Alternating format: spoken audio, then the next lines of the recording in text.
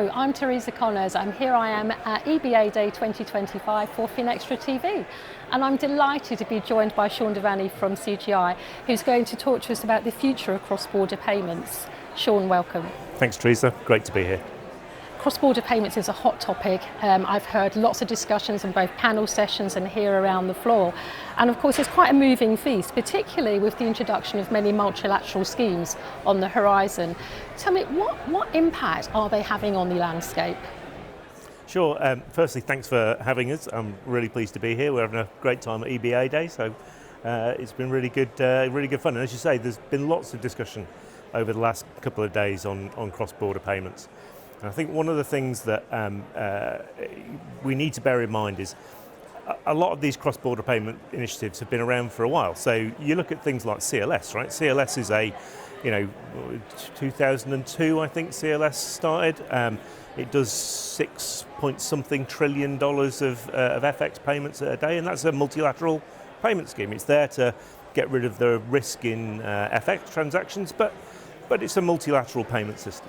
And you've got things like SWIFT, obviously, where they're doing 4,000 something banks on the SWIFT network. So there are mechanisms for doing, obviously, for these international payments.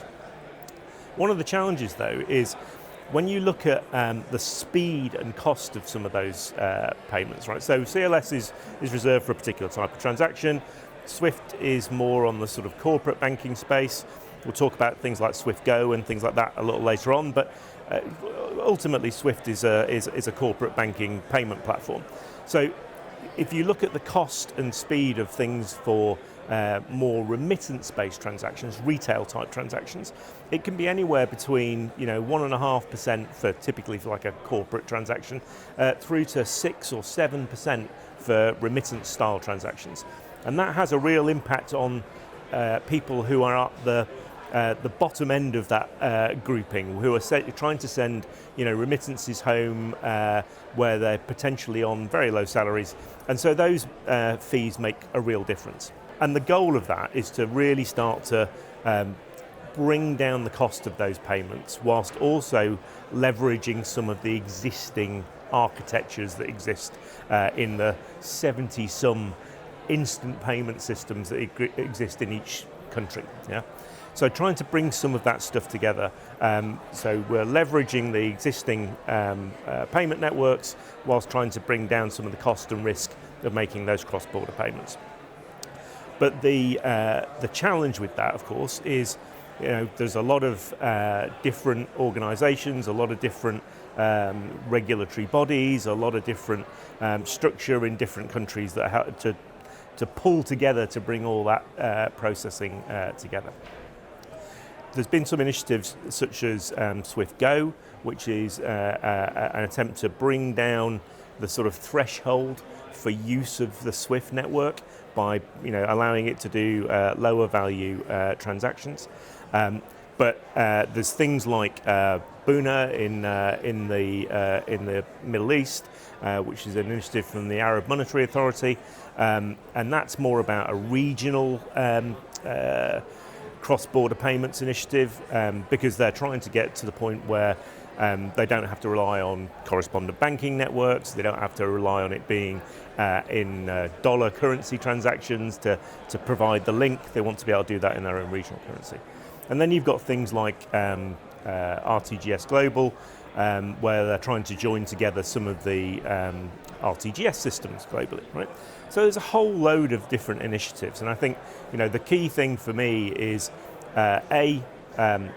there are a number of initiatives, which is a good thing. I don't think we should view that as a fragmentation chaos thing. I think there's a lot of different services going on in parallel, and I think that's a good thing. I think the key for me is how do we get all those things to interoperate together.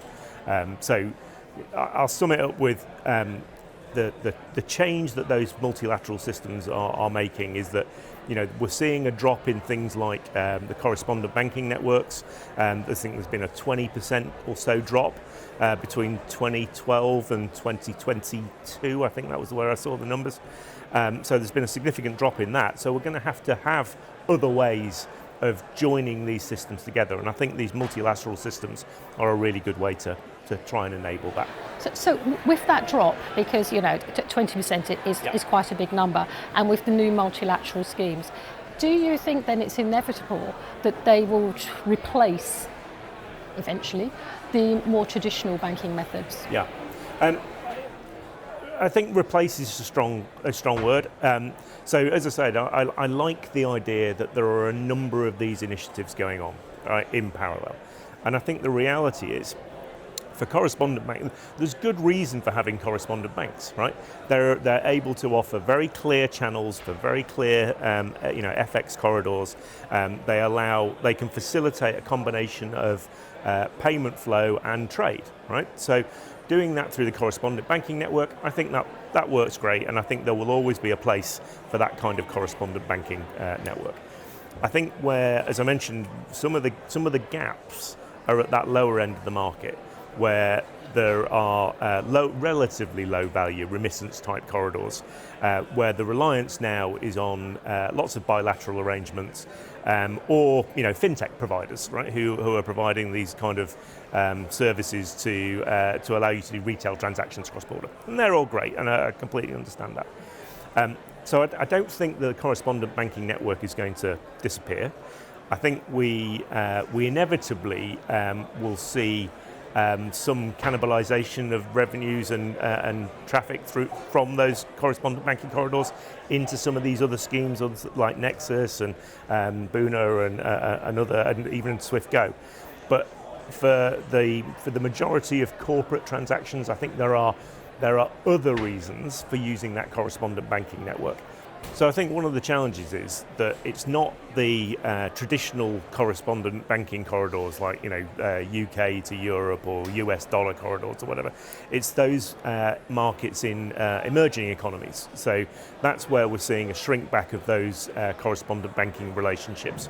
So that unfortunately also has an impact on exactly those economies that are most likely to need to take advantage of those remittance corridors that we were talking about. So it's not about the high value transactions, it's not about the corporate to corporate transactions. A lot of it is about how to enable those retail transactions underneath. So I think the correspondent banking model will be with us for I've been in the banking and payments industry for too long, as we know. Teresa, we've known each other for a while, and I hope to have long retired by the time we get rid of the correspondent banking. So you're painting a picture for me there of coexistence, but for different sort of payment types, and I get that, and that reflects actually the changing landscape, doesn't it? That there is something else, though, sort of like in a macro sense, of course, that's driving our landscape at the moment, and that's geopolitical volatility. What are your thoughts in that space, Sean?